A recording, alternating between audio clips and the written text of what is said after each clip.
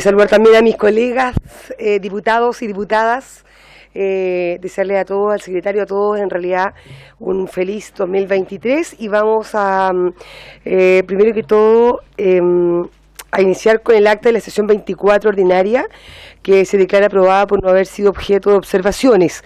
Lo mismo con el acta de la sesión 25 ordinaria, se encuentra a disposición de las señoras y señores diputados. Le ofrezco la palabra al secretario, que dará cuenta a la cuenta. Gracias, Presidenta. Se han recibido los siguientes documentos. En primer lugar, un oficio del Ministro de Desarrollo Social y Familia en respuesta a una solicitud de usted, Presidenta, en cuanto a informar sobre las medidas administrativas que se adoptarán para reanudar las licitaciones de los programas ambulatorios de Mejor Niñez en la región del Biobío, había consideración que fueron anuladas, dando respuesta a las demás interrogantes que plantea. En segundo lugar, un oficio también del Ministro de Desarrollo Social y Familia, en respuesta a un oficio de esta comisión, donde se le solicitaba informar acerca del número de menores que han fallecido en residencias del programa Mejor Niñez durante el 2022, como asimismo sobre el convenio suscrito por esa cartera respecto del Hostal Maturana, incluyendo la unidad ejecutora, y se contempla la aplicación de un protocolo en caso de vulneración de derechos de los niños y niñas que alberga. Y finalmente, para que explique el motivo por el cual no estaría individualizada la menor residente en el mencionado establecimiento, que fue víctima de una violación entre el 12 y 17 de noviembre pasado, y si se conoce su actual paradero. Esa es la cuenta, Presidente. Perfecto, secretario. Ofrezco la palabra de la cuenta a los colegas diputados y diputadas. Saludamos también a quienes están conectados. Veo ahí al diputado Urrutico de Estea, así que los saludamos también. Y vamos a, entonces, ¿sí? Sí, varios. Vamos a ofrecer la palabra en varios. Muchas gracias, Presidenta. Desearle tanto a usted como a todos los miembros de la comisión, a nuestro invitado, un muy buen año 2023. Y en relación a esto, de varios, ha trascendido en medios de prensa que durante el año pasado la CONADI compró tierra a dos comunidades que protagonizaron usurpaciones de predios en años anteriores. El 17 de agosto del 2020, la comunidad Amoley Los Pichi Pantano 1 embanderó un campo particular en Traiguén. A esta comunidad le hicieron entrega de 660 hectáreas.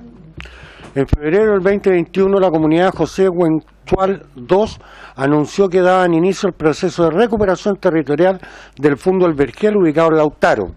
A esta comunidad se le restituyeron 347,83 hectáreas. Ambos procesos estuvieron amparados en el artículo 20, letra B de la ley indígena. Sin embargo, desde la CONADI omitieron que desde hace varios años existe una glosa en la ley de presupuestos según la cual la instancia no puede comprar terrenos que hayan sido perturbados, es decir, marcados o tomados. Así quedó expresado la glosa 16 de la partida 21 del capítulo 6 de la ley de presupuestos del año 2022. Correspondiente a la CONADI, que señala que respecto de la lista de espera de las comunidades que tengan aplicabilidad para la compra, deberá priorizarse aquellas referidas a inmuebles cuya posesión o mera tenencia no se encuentre de ninguna forma perturbada. Presidenta, solicito por este medio que se oficie a la CONADI para que se dé cuenta sobre el criterio utilizado para la compra de tierra a estas dos comunidades y si tuvo en consideración el hecho que ambas se encontraban en situación de usurpación como medio de presión para la entrega de tierras por parte del Estado. Perfecto, diputado. ¿Hay acuerdo entonces de la sala para...? ¿Sí? Ya. Saludamos también a la diputada Candelaria Acevedo, que ya está acá junto a nosotros.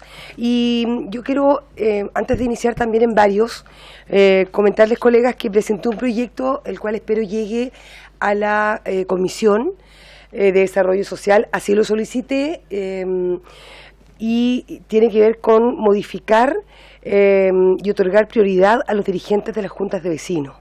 La verdad que pasa regularmente que cuando los dirigentes de las juntas de vecinos quieren llegar hasta un ministro, quieren llegar hasta un Ceremi, hasta una directora de Senama o cualquier director, en regiones generalmente nos piden a nosotros, ¿verdad?, que podamos ayudarles, y ellas están representando a un número importante de vecinos y por lo tanto vamos a pedir en este proyecto que se le otorgue prioridad a las dirigentes de las juntas de vecinos, solo a las dirigentes de las juntas de vecinos en los servicios de las regiones, que yo creo que es importante porque ellas, como bien ustedes lo saben, no tienen ningún pago, hacer un servicio de vocación a la comunidad importante, obviamente con un periodo de tiempo que es de 30 días, porque sabemos y entendemos también que los servicios a veces están con muchas solicitudes de audiencia, y por lo mismo espero que este proyecto llegue a la sala para que también ustedes como diputados y diputadas puedan en definitiva hacerle algunas indicaciones y lo podamos discutir. Así que súper esperanzada que tengamos un proyecto, secretario, prontamente acá en esta comisión.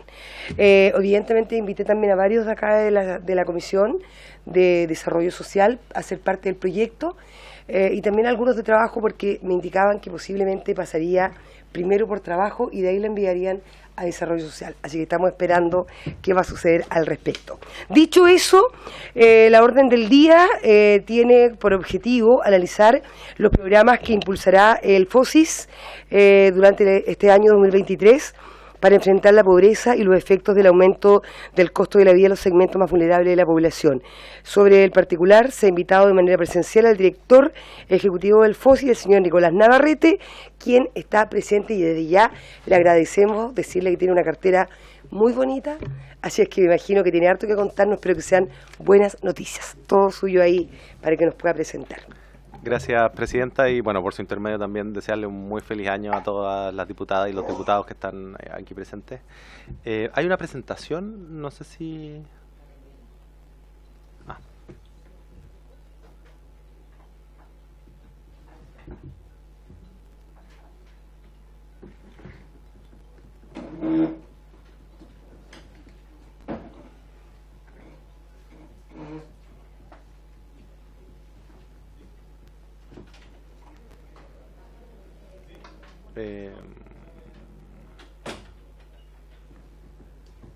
Eso, no sé si podemos ponerla en pantalla completa. No sé. Ya, vamos a pedir entonces, ¿está con micrófono? Sí. Le vamos a pedir que la coloquen en pantalla. ¿Se puede ampliar? Ahí están tratando de ampliar entonces. Aprovechamos a saludar a la diputada Zagardia, que acaba de llegar. Igualmente colega, felicidades. También saludamos a la diputada Viviana Delgado, que no lo habíamos saludado. Aprovecho de contarles, mientras se soluciona el problema, a las diputadas que vienen llegando, que presentó un proyecto que espero que pase por esta comisión y que tiene que ver con entregarle a los dirigentes de las juntas de vecinos, a los dirigentes sociales, un trato preferente en los servicios, que siempre tienen que estar pidiendo y pidiendo a nosotros, a los diputados, muchas veces, para que los reciban, y yo creo que ellos hacen un trabajo muy sensible a la comunidad y de mucha labor social, que representan a muchos, así es que espero que pronto llegue a esta comisión para que podamos discutirlo y ustedes también puedan hacer sus puntos. ¿Seguimos con dificultad? Sí, sí. Informática. Sí. Ya. ¿Sí? Por mientras pueda... ¿Ahí sí? Sí. Ahí está en pantalla completa. ¿Pero no se ve? Habría que bajar un poco la luz. Estamos muy luminosos. Sí, quizás se puede acercar un poco la luz. Sí, vamos a ver que bajen un poco la luz. Pero usted nos va a hacer llegar, director, esto a todos los diputados, me imagino. Ya, perfecto. Entonces, comencemos nomás, no se preocupe. Súper. Bueno, partir un poco, lo que está en la diapositiva es una especie como de agenda o outline de lo que tiene la diapositiva. Es corta, son no más de 6 diapositivas. Entonces, quizás partir con un breve resumen de qué es lo que la misión de FOSIS institucional, la situación de la pobreza en Chile al día de hoy y cómo finalmente van a ocurrir las mediciones de pobreza durante estos 4 años de gobierno, entendiendo que no es FOSIS quien hace la medición de pobreza, cuáles son las estrategias para superar la pobreza como política pública y cuáles de ellas está tomando FOSIS en particular. Si podemos pasar a la siguiente diapositiva, podemos saltar esa. Ahí. Entonces, FOSIS es, como muchos de ustedes ya saben, es un organismo público dependiente del Ministerio de Desarrollo Social y Familia, que se crea en 1990, y tiene un objetivo bien concreto, que es contribuir a la superación de la pobreza y la vulnerabilidad social a través de dos estrategias centrales. Uno es, por un lado, la cohesión social, y por el otro lado es el desarrollo de capacidades y habilidades en las familias, en los territorios y en las personas. Finalmente, FOSIS es quien viabiliza los sueños de las personas vía entregarles herramientas más que usar otro tipo de instrumentos. Y, por supuesto, también como es todo el enfoque del presidente Gabriel Boric, con pertenencia territorial y enfoque de género. Y desde su creación, FOSIS ha sido un actor clave en el combate contra la superación de la pobreza, sobre todo de la pobreza extrema a partir de los años 2000. Si podemos pasar a la siguiente. Esto es un gráfico de cómo ha ido avanzando la pobreza en Chile a lo largo del tiempo. Lo que ustedes tienen en el eje vertical, en el eje Y, es la fracción de gente que vive bajo la línea de la pobreza por ingresos. Hoy es... ¿No se ve? Ya. Ok. Lo que está en el eje vertical es la fracción de la población que vive bajo la línea de la pobreza por ingresos. Eso hoy día es del orden de los 210.000 pesos. Y lo que está en el eje horizontal, en el X, es los años. Entonces eso va desde 1990 hasta el 2017. En ese gráfico hay 4 líneas, porque la medición de pobreza ha ido cambiando a lo largo del tiempo. Cada 10, 12 años la medición de pobreza fue cambiando, el último cambio fue alrededor del 2013, pero lo que muestran todas las líneas de manera consistente es que desde el 90 hasta el 2017 la disminución de personas que vive bajo la línea de la pobreza ha caído dramáticamente. Si lo tomáramos en cómo se comenzó midiendo la pobreza, pasamos de algo cercano al 40% de la población que vive bajo la línea de la pobreza a algo cercano al 8,5% al día de hoy. Ningún país de Latinoamérica ni de la región ha visto una caída de pobreza tan dramática como la que vio Chile durante ese periodo. Si podemos pasar a la siguiente. Ahora, esto tiene un pequeño pie de página, que es la figura que vimos anterior, era hasta la penúltima barra de la derecha hacia la izquierda, 8,6% en el 2017. Ese número cambió producto de la pandemia y hoy día estamos en algo más cercano al 11% de personas viviendo bajo la línea de la pobreza, según la CACEN del 2020. Esos son 2.100.000 personas viviendo bajo la línea de la pobreza, algo más cercano a 650.000 hogares. Si uno después descompone este dato, quienes viven bajo la línea de la pobreza por ingresos son esencialmente niños, niñas y adolescentes, y a medida que se va volviendo también, uno va mirando grupos etarios más adultos, va bajando la fracción de pobreza. De hecho, los adultos mayores es el grupo etario que porcentualmente vive menos bajo la línea de la pobreza por ingreso. Esto también tiene heterogeneidades regionales. Si uno va, por ejemplo, a la región de Aysén, es la región que tiene menos gente viviendo bajo la línea de la pobreza. Después la Araucanía y Ñuble, por el otro lado, son las dos regiones que tienen más número de gente viviendo bajo la línea de la pobreza. Quizá un asterisco o una aclaración metodológica. Eso es el año 2020, cuando estábamos en plena pandemia. Este dato de pobreza fue medido cuando habían 2 retiros de AFP y 6 pagos del IFE de ese entonces. Entonces también tiene una cifra un poco más oculta. Ahora, esto es solamente pobreza por ingreso. Finalmente, y si podemos pasar a la siguiente diapositiva, lo que los organismos internacionales han determinado como lo que debiese ser la manera de medir la pobreza es finalmente cuánta fracción de la población o el número de personas que tienen privaciones para desarrollarse plenamente en lo personal y en lo familiar.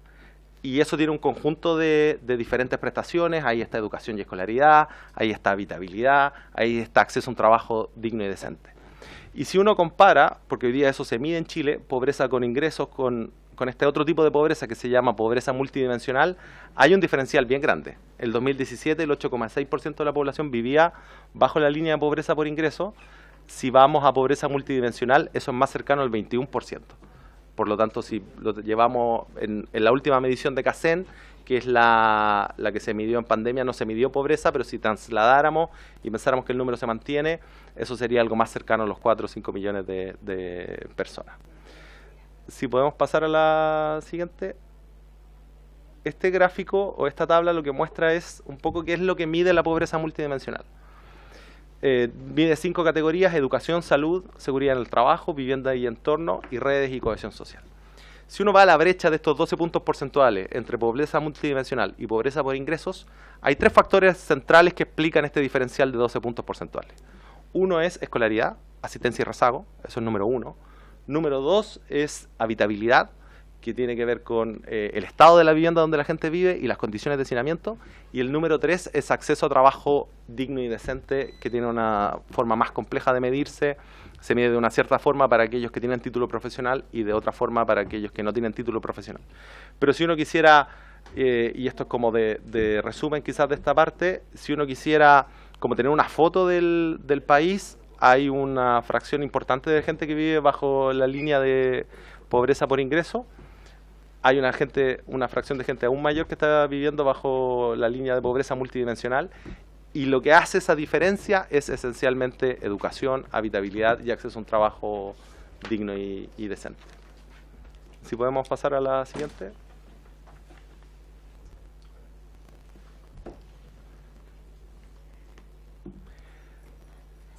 Esto es finalmente las estrategias para la superación de la pobreza, no solo de FOSI, sino del Estado.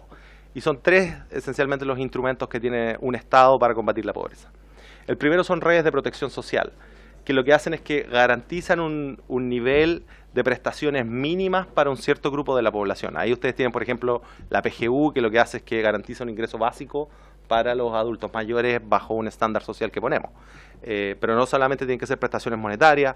Chile Solidario también podría ser una red de protección social que está abocada. La tercera que está ahí son transferencias monetarias, que son bonos ya sea condicionados o no condicionados, y pueden ser permanentes o momentáneos, pero lo que intentan hacer es ir en ayuda en un momento de necesidad extrema de una familia. Entonces son como medidas más transitorias, que lo que hacen es aliviar el estado de pobreza de una familia. Y el tercero, que es el del medio, que es donde sí está puesto el foco de FOSI, que es generar capacidades y habilidades en las personas o en las familias de tal forma que puedan realizar sus sueños. Aquí la intención es, a diferencia de los otros 2 puntos, es generar competencias y que producto de esas competencias la gente pueda salir adelante. Entonces aquí vamos a ver los programas de emprendimiento, donde lo que hacemos es no necesariamente entregar una ayuda monetaria, pero sí hacer capacitación, asistencia técnica y transferencia de un bien para que la gente con esas herramientas y habilidades pueda generar sus propios ingresos y así salir adelante. Toda la acción de FOSI está centrada en ese segmento, que es la generación de capacidades y habilidades para las personas y las familias. Si podemos seguir. Entonces, ¿qué es lo que hemos desarrollado en FOSIS?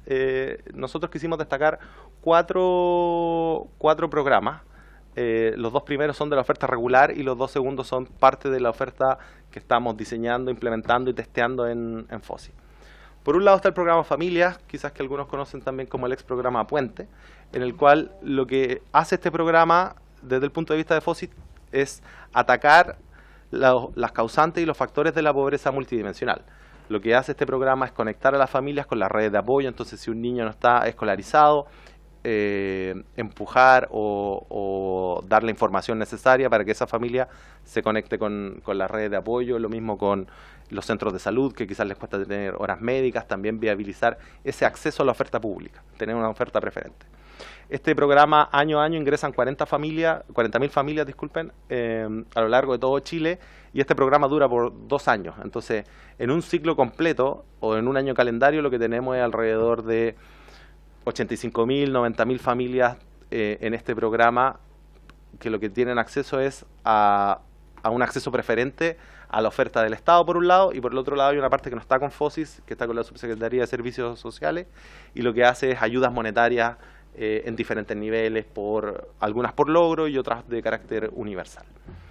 El segundo programa que tenemos son los programas de emprendimiento, que en el ámbito de FOSIS tiene una escalera. Hay emprendimiento para aquella gente que tan solo tiene una idea, Después hay otro emprendimiento para gente que ya tiene una idea de negocios andando, y la tercera para una etapa de consolidación. Este programa tiene alrededor de 33.000, 34.000 cupos a lo largo de todo el país, y este en particular también tenemos una alianza muy fuerte con los gobiernos regionales. Entonces a esos 33, 34.000 se le complementan entre 12 y 15.000 cupos más que nosotros viabilizamos vía los gobiernos regionales. La situación pospandémica ha hecho también que este programa tenga un incremento en sus postulaciones. Nosotros pre-pandemia teníamos algo cercano a 120.000 postulantes, hoy día estamos en algo más cercano a los 300.000 postulantes, y también refleja un poco las opciones de vida que está teniendo la gente. El tercer programa que estamos impulsando, que tiene que ver también con el costo de la vida y cómo viabilizamos también y aliviamos ese punto en la familia, son los ecomercados solidarios, que son bancos públicos de alimentos. Lo que nosotros hacemos es recibimos donaciones de alimentos que no se van a comercializar porque tienen formas irregulares, etiquetas mal impresas, ese tipo de cosas, y lo que hacemos es los disponibilizamos a las familias más vulnerables. Durante el primer trimestre del próximo año vamos a inaugurar algo cercano a 11 bancos públicos de alimentos a lo largo del país, con presupuesto de FOSIS, y además algo cercano a los 7 u 8 bancos públicos de alimentos en alianza con los gobiernos regionales. Esto está enfocado por la característica de operación en comunas que tienen más de 50.000 habitantes, totalizando 50.000 habitantes, y podemos llegar a algo cercano al orden de 70 comunas a lo largo del país. Y el tercer lugar, el cuarto programa que quisiera destacar, que está en etapa de pilotaje, pero va a ser escalado después en la línea de educación financiera, son cooperativas de consumo. Lo que nosotros hacemos es finalmente favorecer que la gente se asocie y haga compras colectivas, y eso permite también que accedan a la canasta básica de alimentos a un 30% de descuento. Esa es nuestra estimación en las diferentes regiones del país en donde estamos operando.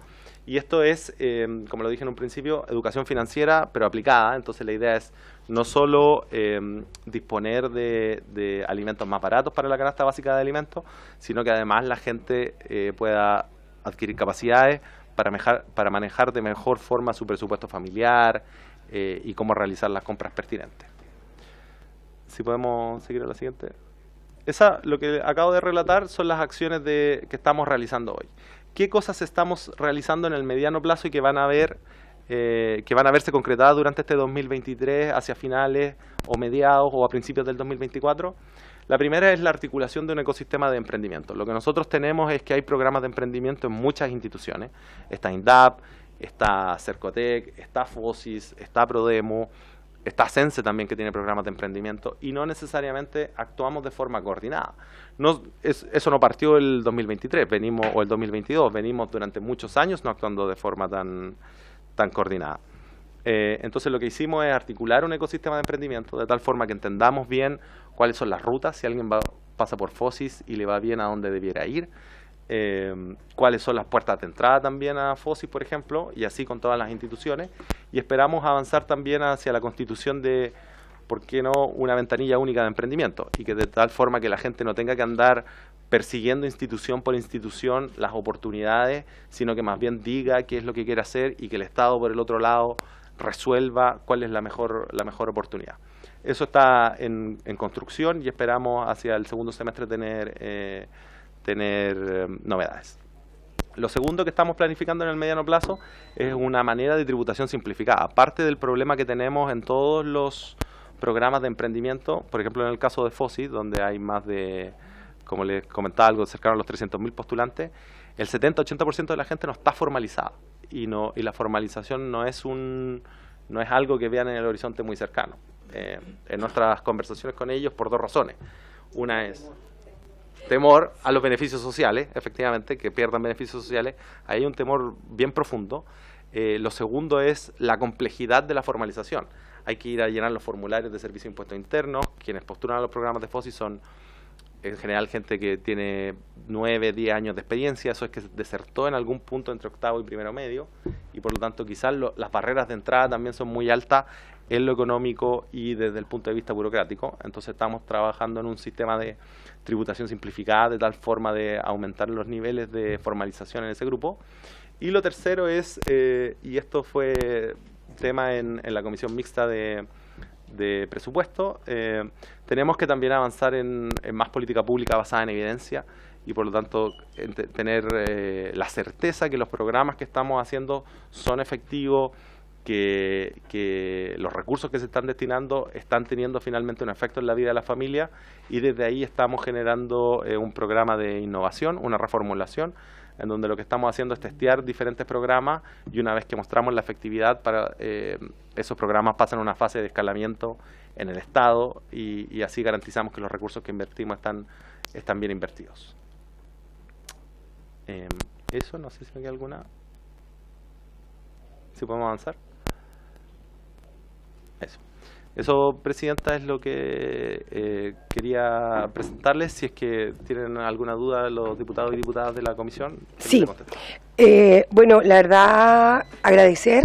Lamentablemente hicimos todo lo posible, pero por el formato no se podía. Okay. Sí, no se podía ampliar. Saludar al diputado y a la diputada que se han sumado y dejar las palabras para que los diputados también puedan hacer consultas. Yo tengo un par de consultas, pero voy a dejar primero a los diputados. ¿Le parece? Sí. Ya. Diputado Beltrán. Se le envió a toda la presentación a sus correos. Muchas gracias, Presidenta. Saludo, por supuesto, a don Nicolás Navarrete, director regional. Mi nombre es Juan Carlos Beltrán. Yo soy diputado del Distrito 22, región de la Araucanía, en donde tenemos de las 10 comunas más pobres de Chile, 7 están en la Araucanía, usted lo sabe. Me gustaría que me explicaran en qué consisten los bancos públicos y después cómo van a operar las cooperativas. Y en tercer lugar, qué proyectos tenemos destinados para la Araucanía. Gracias, Presidenta. Vamos a ir respondiendo de inmediato, y para que así, director, como hay pocas preguntas... Hay preguntas ya. Entonces, Viviana, de a 2 preguntas, director, para que así no le complique. Viviana Delgado, diputada. Tiene la palabra. Presidente, saludar acá al director del FOSI. Tengo algunas dudas porque yo trabajaba con muchas mujeres en temas del FOSI hace algunos años, y lamentablemente se toma el registro social de hogares para trabajar con las dueñas de casa, y muchas de ellas llevaban mucho tiempo sin trabajo, no pudieron ir a la universidad, dependían de su marido, y queríamos capacitarlas para que ellas pudieran sentirse libres en ese aspecto económico, y nunca pudimos, porque por estar casada en este país te castiga el registro social de hogares. Entonces ellas nunca calificaban para el FOSIS, y muchas veces se pierde esto porque, como decían, por miedo, porque el que tiene un bajo registro social de hogares recibe muchos beneficios y prefiere no ser capacitado. Entonces, también, ¿de qué manera llegamos a esas mujeres esa dueña de casa, que por estar casada tiene un registro social que es más alto? También me llama la atención esto de que emprendamos, se haga solo en 10 comunas, en 8 regiones. Me gustaría saber cuáles son las 8 regiones. También, canasta básica. ¿Cómo lo van a hacer para agrupar a los vecinos y dónde van a comprar? Para que esto no se vuelva un monopolio también de un negocio de alguien que va a ser el que va a abastecer a las personas en esta canasta que se va a hacer colectiva. Y me gustó lo de enfoque de género, o sea, lo necesitamos realmente, y más que calificarnos o calificar a las mujeres por estar casadas con su registro social de hogares, me gustaría que se les diera de verdad oportunidades a las mujeres que tienen ganas. No importa que tengan un 80 o 90% de registro social de hogares, porque en terreno he conocido muchas mujeres que tienen ese porcentaje, y la verdad es que no se ajusta a aparecer como los más ricos de Chile. Eso solamente. Gracias. Gracias, diputada Delgado. Sí, saludar también a la diputada Claudia Mix, que la vi que estaba conectada. Y vamos a ir de inmediato entonces con las 2 respuestas, para después tomar 2 preguntas más, director, para que así vayamos avanzando. Gracias, Presidenta. quizás comenzar con algunos enfoques más transversales que planteaba la diputada Delgado. Efectivamente, FOSIS ha ido en un tránsito permanente de un enfoque de género, pero por una necesidad intrínseca de la institución. Quienes postulan y quienes participan a y de los programas de FOSIS, en más de un 90% son mujeres. No necesariamente que haya mujeres implique que haya un enfoque de género. Necesitamos avanzar mucho más en eso. Y ha tenido un tránsito histórico que nosotros queremos seguir caminando. Ya en el gobierno anterior, por ejemplo, quienes formaban parte de los programas de FOSIS tenían cuidados de sus hijos, niños y niñas, producto de formar parte de los programas mientras se realizaban las capacitaciones. Y estamos avanzando en un kit de género, empoderamiento femenino y un montón de cosas, porque la ruta de la autonomía económica también tiene resistencia en algunos niveles culturales de lo que estamos, de la realidad en la que estamos trabajando. Comparto 100% con usted lo del registro social de hogares. Ahora, quizás hay una precisión. FOSIS tiene, y la asignación de sus programas no es única y exclusivamente a través del registro social de hogares. Nosotros tenemos una mixtura, en el entendido que nuestro motivo es ayudar a las familias que viven en condición de pobreza o en vulnerabilidad. Y por lo tanto lo que hacemos es que el registro social de hogares lo que hace es más bien como definir un grupo de la población con la cual queremos trabajar, y dentro de ese grupo también le damos mucho peso, por ejemplo, en los programas de emprendimiento a la posibilidad que tiene un emprendimiento de salir adelante y de surgir. Entonces, por ejemplo, el número de horas que una persona dedica al emprendimiento o la fracción de ese emprendimiento que aporta al ingreso familiar, esas también son variables que nosotros contemplamos y que consideramos, y en ese sentido muy de acuerdo. Ahora, porque por ejemplo, alguien que está en el 10 o en el 11% según el registro social de hogares son dos personas casi idénticas, con diferencias bien mínimas, y quizás hacer una distinción ahí por ese tipo de cosas no es lo más óptimo, y hemos ido avanzando a un equilibrio un poco más complejo, en el cual sea condición de vulnerabilidad y probabilidad también de éxito de ese grupo. Quizá una precisión, el programa Emprendamos, y quizás me mal expresé y le pido disculpas, el programa Emprendamos no está en 8 regiones, está en las 16 regiones del país y algo cercano al 70% del territorio. Sí, ok. Si estaba hecho así, me excuso. Está en todas las regiones del país, no en todas las comunas. FOSIS tiene quizás una motivación un poco más urbana, pero está en la mayoría de las comunas, en una región por ejemplo, en el Maule, en la región de Valparaíso, en todas esas regiones, estamos en todas las comunas, en la región de Santiago, si no estamos en todas, estamos en casi todas, y así sucesivamente. Entonces, de ese programa en particular de emprendimiento, sí tenemos una cobertura bien amplia. Y lo último y también juntándolo con lo que plantea el diputado Beltrán, no sé. De las cooperativas de consumo, un poco lo que planteamos ahí es, todavía está en etapa de pilotaje. Lo que hicimos es tomar un modelo que se está haciendo, para ser bien honesto, en 2 o 3 comunas de Santiago, y ver si quizás tiene una posibilidad de escalamiento, que lo que hacemos es, hay gente que forma parte de organizaciones, y tomar esas organizaciones como un grupo de gente para que realice algunas compras colectivas al por mayor.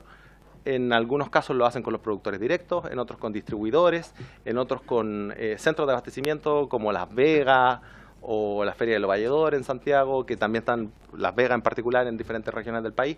Entonces, esa es la manera en la cual ocurre. ¿Cómo ocurre esto en el proceso social? De nuevo, estamos trabajando con las poblaciones más vulnerables. Entonces, esto ocurre de la siguiente forma. Ocurre esa organización, trabajamos con esa organización de tal forma que hagan un proceso de planificación de compra en conjunto, hacemos el vínculo con quienes abastecen, y de ahí acompañamos ese proceso por 7 u 8 meses, de tal forma de dejar las capacidades instaladas en la comunidad. Y quizás ahí me tomo para seguir con lo otro que plantea el diputado Beltrán, de los bancos públicos de alimentos. Lo que hacemos ahí es que recibimos donaciones de privados, y lo que hacemos es un consejo entre públicos y privados para recibir esos alimentos y disponibilizarlos a las familias. Y ¿quiénes son los receptores? Lo que queremos hacer es tratar también este enfoque descentralizador, que no sea el Estado central quien diga quién recibe, sino que sean las propias comunidades que se determinen, y ahí en una alianza público-privada también, entendiendo también el rol que tiene el mundo privado, que se establezca un consejo entre la comunidad organizada, entre quienes donan, y así poder determinar si quienes reciben sean esencialmente adultos mayores, o niños y niñas, u otro tipo de constituciones familiares. Eso creo que abarqué todo. Sí, le voy a dar un segundo sobre el punto a la diputada Viviana Delgado, que me lo está solicitando, para luego ir con las siguientes preguntas. Sí, director. Estaba pensando en la discapacidad. Ellos pueden postular al FOSIS porque en Maipú está OPADI, que es una organización de padres y amigos de discapacitados, en donde ellos, los que ya cumplieron su mayoría de edad, están comprando bolsas a granel, las están empaquetando y las están vendiendo para tener recursos. ¿Ellos pueden postular al FOSIS? Sí. Ah, perfecto. No hay ninguna restricción ni de edad, ni de... No quedó grabado.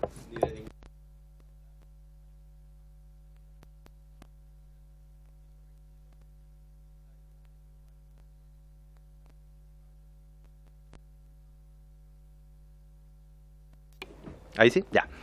Hay 5 requisitos para postular a los programas de emprendimiento en particular de FOSI, y hay 2 que son comunes incluso fuera de los programas de emprendimiento, que es ser mayor de 18 años y tener un RUT.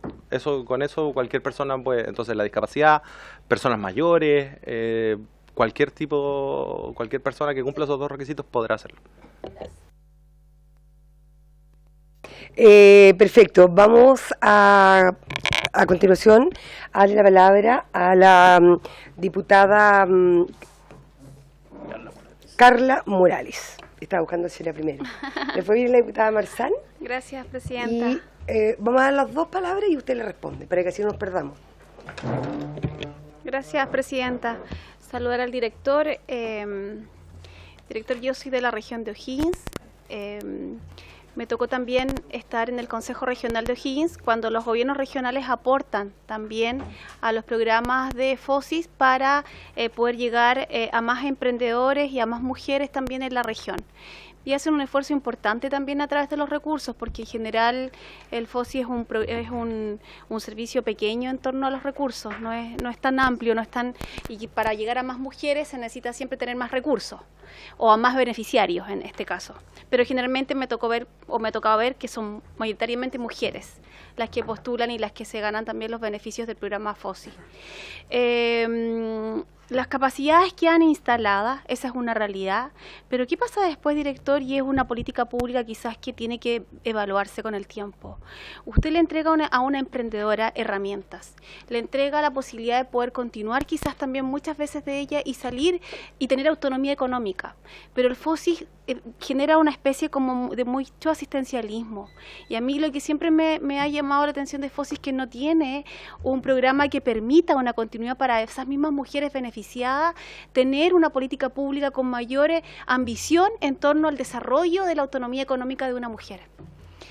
Y creo que eso se pudiese evaluar. Y lo otro que me pasa muchísimo es que también hay muchas mujeres, al igual como decía por su intermedio presidenta la diputada Viviana Delgado, hay muchas mujeres que quedan fuera, teniendo las posibilidades y tienen una vulnerabilidad y están en riesgo y todo, y finalmente terminan cansándose porque el sistema las deja fuera. Porque existe un programa, porque yo he hablado con directores de la región y al parecer existe un programa en donde entran y el sistema las deja fuera a estas mujeres.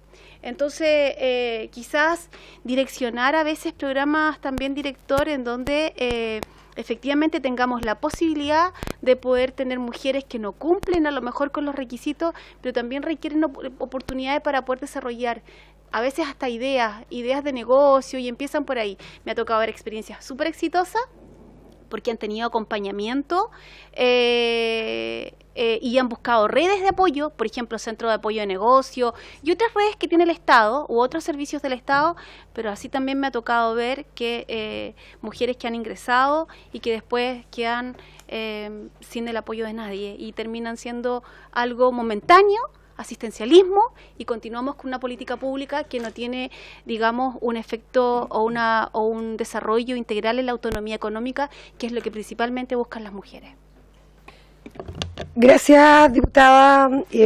Estoy súper de acuerdo con lo que menciona. Yo creo que esto viene de muchos años, que el tema del seguimiento, que yo creo que igual sería bueno que se le pudiera dar un rostro nuevo, digamos, al FOSI en esta materia. Vamos ahora con la diputada Carolina Marzán. Tiene la palabra. Muchas gracias, presidenta. Hola, ¿cómo estás? Súper cortito y preciso, y que tiene que ver con un tema que siempre me plantean las organizaciones en general, las mujeres, y que es lo complejo que les resulta postular a los diversos proyectos. Y esto en general, no solamente a FOSI, sino que a todo Cercotec también. Todos los espacios del gobierno, del Estado, donde se puede acceder a postular, más allá del tema de la continuidad, que también eso sucede en todos los espacios y desde hace muchos años, y es bien lamentable porque produce muchas veces mucha frustración el no tener esa continuidad. Pero yo, y esto lo vengo diciendo, Nicolás, yo creo que empecé a decirlo cuando retorné hace más de 10 años por estos lugares, lo complejo que es cuando se hacen capacitaciones, también se hacen en horario de oficina, y muchas veces las personas, no sé, por los presidentes, presidentas de organizaciones, las mujeres no pueden en horario de oficina porque están en labores de subsistencia o en sus labores familiares, laborales, en fin. Entonces, yo pediría ahí como sugerencia que se pueda ampliar eso. ¿Ya? Yo felicito, por ejemplo, al Ceremi de Deporte, que justamente él va a la hora que sea, donde sea, porque se entiende que el tema de deporte, por lo menos acá, bueno, y en todo Chile, las agrupaciones funcionan en horario posterior al de oficina, que funciona la normalidad de la gente. Entonces, para que puedan revisar eso, y también si estamos hablando de discapacidad, hay distintos tipos de discapacidad. Entonces, cuando hablamos de personas sordas, cuando hablamos de personas ciegas, ojo también, muchos problemas siempre están dependiendo de alguien, y las plataformas no necesariamente están de repente habilitadas o actualizadas o modernizadas para facilitarles el tema de postulación. ¿Ya? Eso es una demanda de mucho tiempo, entonces para que le puedas poner ahí, porfa, un acento importante. Gracias, presidenta. Muy bien, diputada Marzán. Vamos con la respuesta entonces para ambas diputadas. Sí, por su intermedio, presidenta, quizás de la misma forma partir con lo que plantea la diputada Marzán. Comparto que es complejo, y sobre todo en la situación pospandémica, para algunos grupos en particular, la postulación. Migramos 100%, por ejemplo, a postulaciones online, y eso quizás en personas mayores genera alguna complejidad, y por lo tanto durante este año lo que hicimos fue un sistema más híbrido, online para todo quien quiera, pero también se podía postular presencial en las oficinas de FOSI. Recojo completamente el punto del horario, es algo que no teníamos contemplado, pero le agradezco la sugerencia y lo... No lo teníamos contemplado, pero le agradezco la sugerencia y lo vamos a tomar. De igual forma, de la gente en discapacidad, recuerdo alguna conversación con quien es director de Senadis, que también nos planteaba que había maneras de adaptar las plataformas online para diferentes tipos de discapacidad, cegueras y ese tipo de cosas. También es algo que vamos a tomar. Y respecto de las primeras preguntas, yo comparto que hay mucha gente que queda afuera, y eso es un dato. Hoy día, este año tuvimos 300.000, el 2022, disculpen, el cambio de año. Tuvimos 300.000 postulaciones y teníamos 34.000 cupos. Entonces tenemos algo cercano a 250.000, 260.000 personas que nos están quedando en los programas de emprendimiento. Y yo comparto esa preocupación de decir, cuesta que algún cierto grupo de la población se acerque al Estado de manera permanente y de manera consistente. Si cada vez que se acerca la respuesta es no, efectivamente ya la intención de llegar después o de insistir, esa motivación baja. Y hay cosas que estamos intentando hacer y que probablemente vamos a tener que hacer más cosas. Por ejemplo, FOSI no tiene puntajes por repostulación. Entonces, si hay alguien que postula muchas veces, no tiene ninguna posibilidad extra de quedar admitido. Si ustedes me preguntan desde cuál es la mejor, o si eso tiene algún sentido técnico de premiar la repostulación, al menos en los programas de emprendimiento, yo pensaría que sí, porque no hay nada más incidente como un factor de éxito en el emprendimiento que la motivación y la insistencia. Y alguien que postule 3, 4, 5 veces a los programas, esa persona está motivada y está dispuesta a insistir. Entonces, lo que sí vamos a hacer durante este año y quizás complementar en los años venideros es, después de un cierto número de postulaciones, entregar bonificaciones de tal forma de incrementar la probabilidad de quedar aceptado y también quizás complementarlo con otras cosas. Es decir, nosotros tenemos una plataforma online de cursos. Si hay alguien que quizás cumple una cierta cantidad de horas, que muestra una motivación, que hace las cosas bien, en esta idea de derechos y deberes, quizás también poder avanzar a sistemas de bonificación de esa forma. Pero también tenemos y es parte de lo que relataba y que estábamos haciendo en la mesa de emprendimiento, también tenemos un problema de arrastre del último tiempo de visibilidad de la oferta pública. Entonces, yo digo la cifra de 250.000, 260.000 personas que no son atendidas, pero no tengo visibilidad de cuánta de esa gente postuló a programas de otros servicios y que sí quedó, y que quizás ese número es menor. Y por lo tanto necesitamos también hacer una articulación mucho más fuerte dentro del Estado para entregar oportunidades a todos quienes lo desean. De hecho, voy a poner un ejemplo, antes de la diputada Marzán, voy a poner un ejemplo de... Nosotros tenemos los programas de emprendimiento en donde entregamos capacitación y herramientas, pero tenemos otro programa de acceso al microcrédito, y ahí son 70.000 cupos. Hasta este año, los dos programas convivían como si fueran de ministerios distintos. Entonces daba lo mismo si usted postulaba y no recibía uno, la probabilidad de recibir el otro, etcétera. Lo que vamos a hacer ahora es decir, no lo vamos a hacer con los 70.000 cupos, pero sí un programa piloto, y si funciona bien lo vamos a ampliar. Es decir, si usted postuló los programas de emprendimiento y no quedó, va a tener un acceso preferente a los programas de acceso al microcrédito, de tal forma de dar una cierta continuidad, una cierta viabilidad, y que todos tengan alguna oportunidad de la cual acceder. Entonces, ese tipo de articulaciones, si lo sacamos solo de un servicio y lo hacemos interestado, vamos a andar mejor, y eso es parte de lo que estamos haciendo.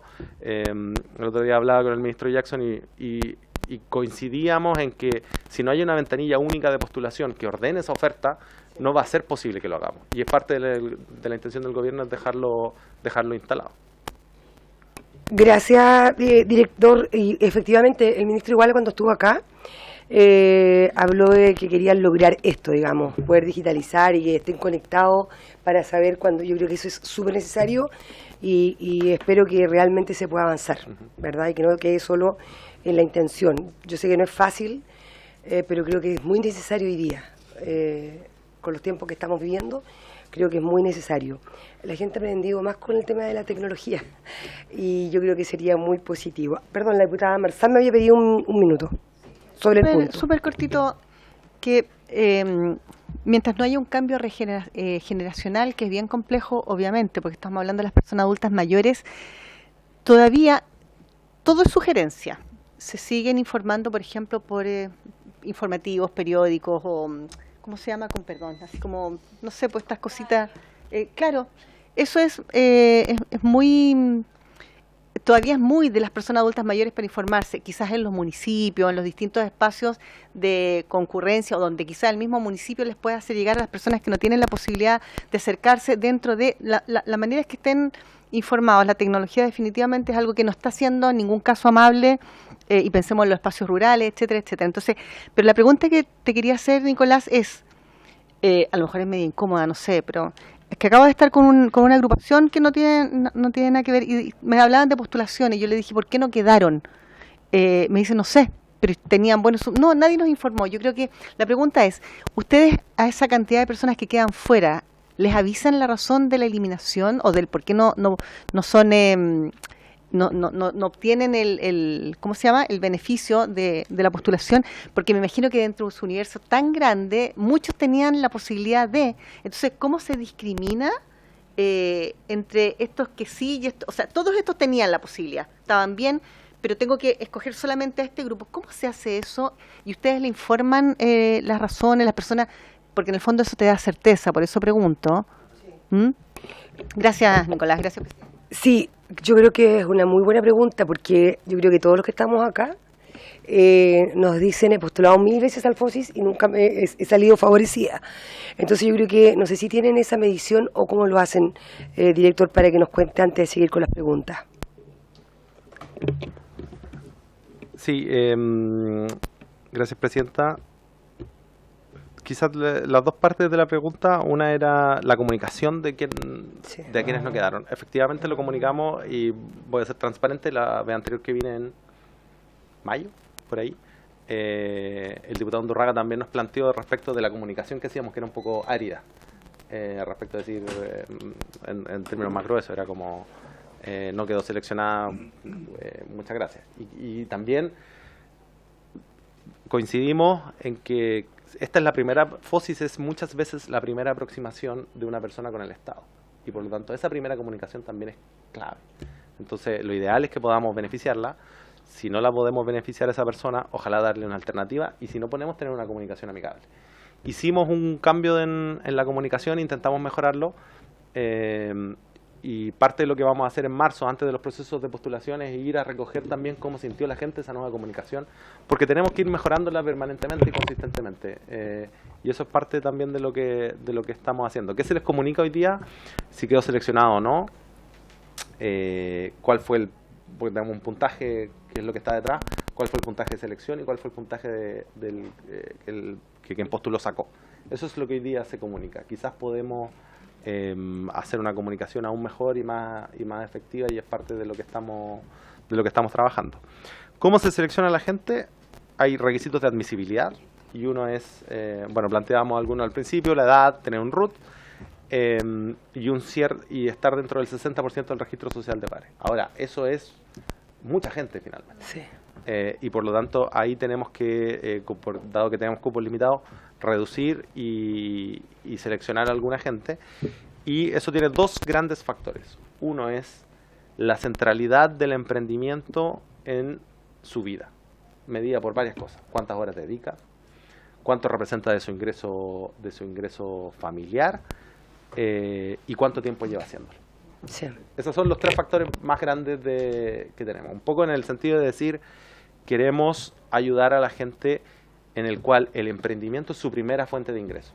Todas nuestras emprendedoras, quizás hasta la etapa final, tienen más de un trabajo. Entonces, emprendimiento es una cosa, pero en conjunto con el emprendimiento hacen masaje, o quizás ayudan en labores domésticas en otro hogar, etcétera, etcétera, etcétera. Entonces, nuestro punto es, como dado que tenemos mucha necesidad y no tantos cupos, quizás llegar a ese grupo que el emprendimiento va a ser su opción de vida, y que si tiene ese empujón va a seguir con esa actividad económica a lo largo del tiempo.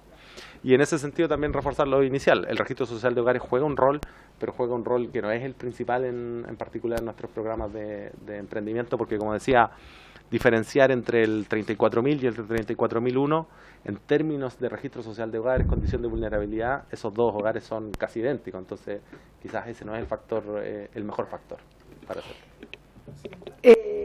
Gracias, director. Yo tengo entendido que ustedes van a hacer una jornada con los directores y directoras, ¿verdad? Yo creo que igual es una muy buena instancia como para poder alinear a todos los directores y directoras de regiones, porque ellos son en el fondo los que tienen más contacto con las personas.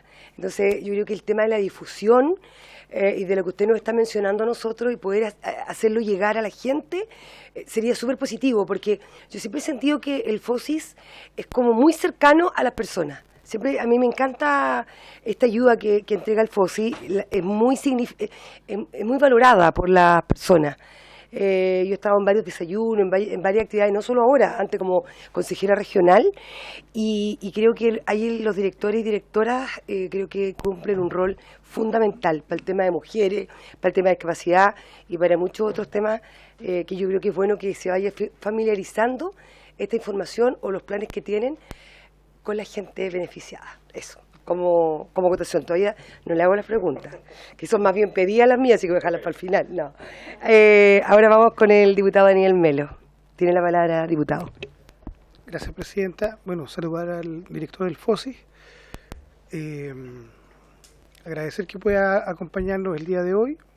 La verdad es que yo solicité que pudiera asistir, participar. Creo que es re importante, sobre todo en el contexto que estamos de crisis económica, de alza del costo de la vida,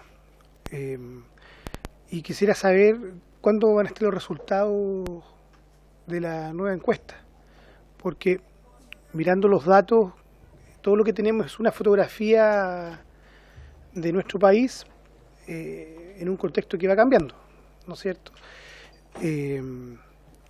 O si tiene ya algunos hallazgos desde el punto de vista de la estadística, los datos, que nos permitan tener una primera aproximación, creo yo, ¿ya? Eso es lo primero. Y lo segundo es que es cómo hacemos para robustecer el trabajo que viene realizando el FOSI. Porque claro, la gente le pide todo al FOSI, pero la verdad es que el FOSI no tiene toda la espalda para dar respuesta, ¿no es cierto?, a tanta necesidad, ¿ya?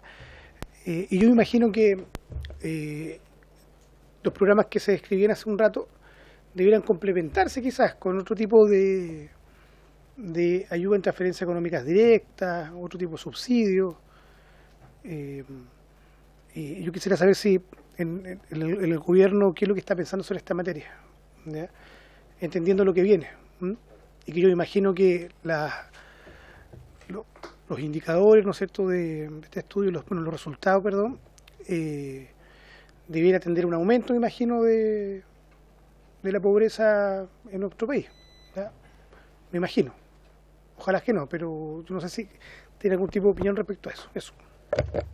Gracias, diputado. Y sí, efectivamente fue el diputado Melo quien solicitó que lo invitáramos, director, y a mí me pareció súper necesario, porque también los niveles de pobreza lamentablemente en nuestro país han aumentado, así que yo creo que es muy significativa la pregunta que está haciendo el diputado Melo, así es que vamos a esperar su respuesta, porque creo que no tengo más consultas, por lo menos acá de forma presencial.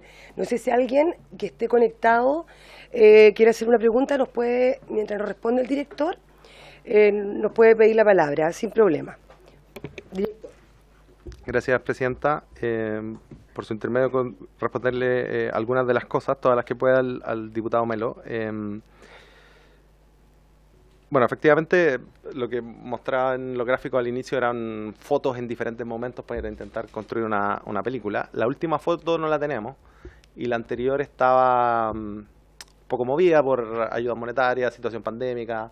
Entonces no es tan claro qué es lo que debía haber ocurrido en una tendencia tan sin ese estado más excepcional. Los nuevos datos van a estar, la GACEN está en campo ahora, noviembre, diciembre, hasta mediados finales de enero. Eso es el tiempo de campo de la GACEN. Los datos debiesen estar entre junio y julio, más segunda quincena de junio, primera quincena de julio. Quiero, eso sí, resaltar que no es FOSIS quien hace la encuesta GACEN, es la Subsecretaría de Evaluación Social. Ellos están dedicados a eso.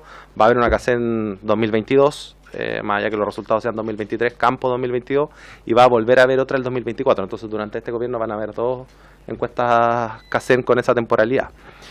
Respecto de qué es lo que va a ocurrir, es difícil predecirlo ex ante. ¿Cómo se mide la pobreza esencialmente?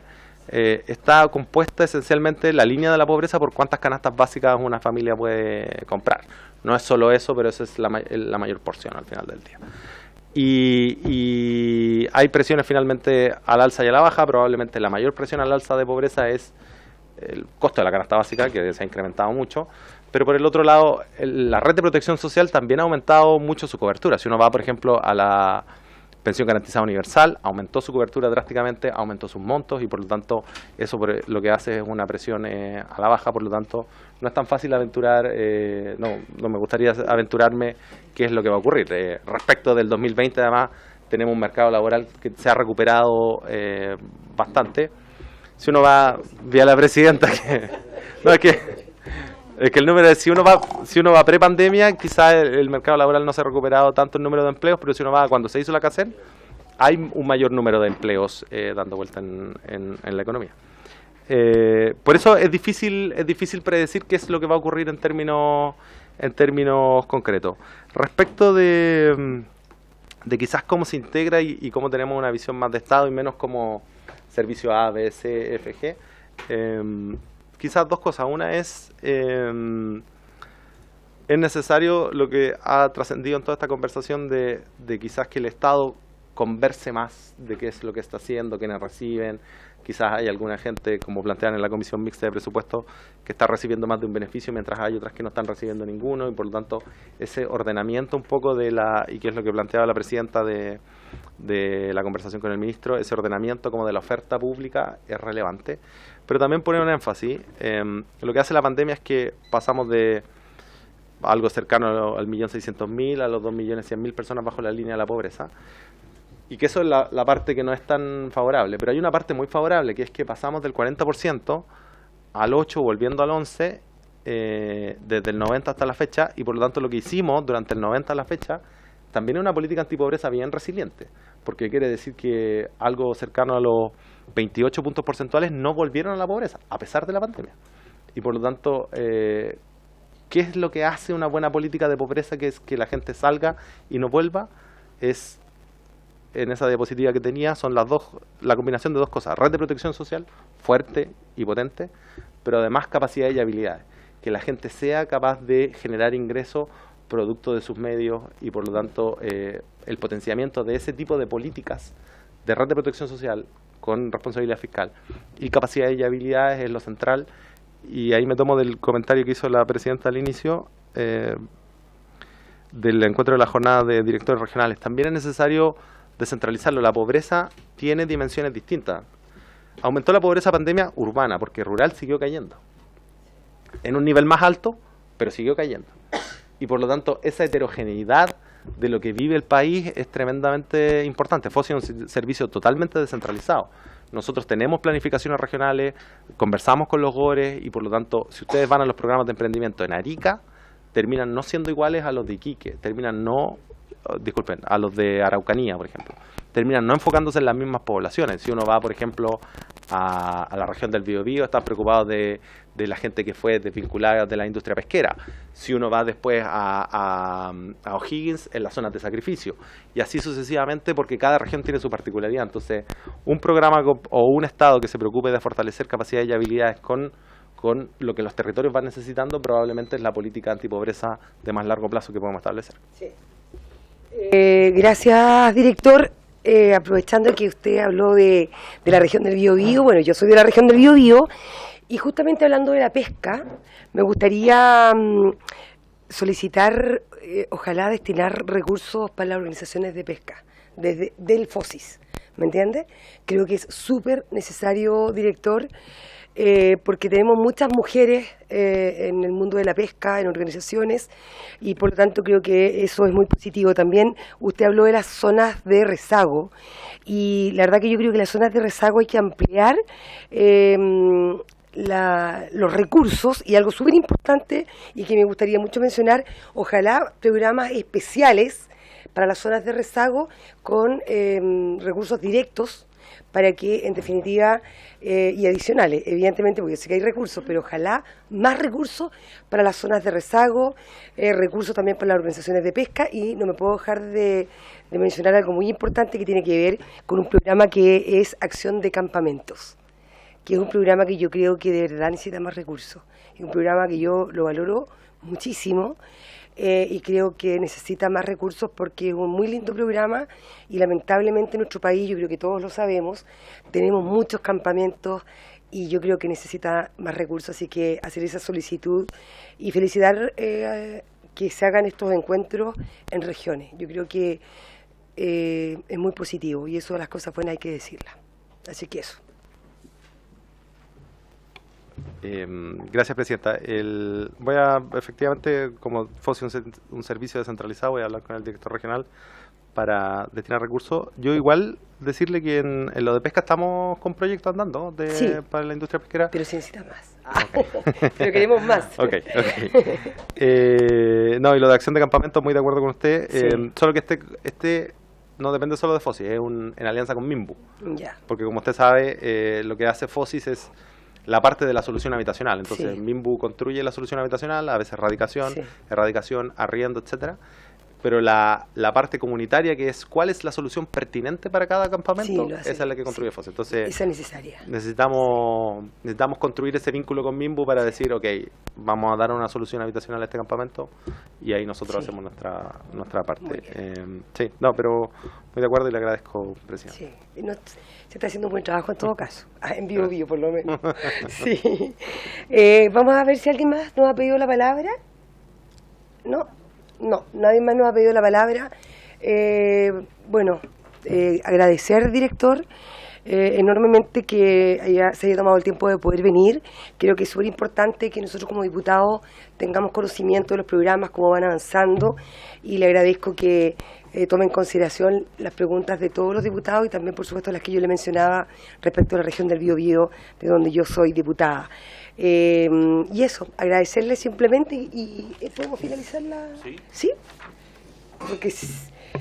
Porque lo colocamos de pie entonces, por haberse cumplido el objetivo de la sesión, esta se levanta. Muchas gracias.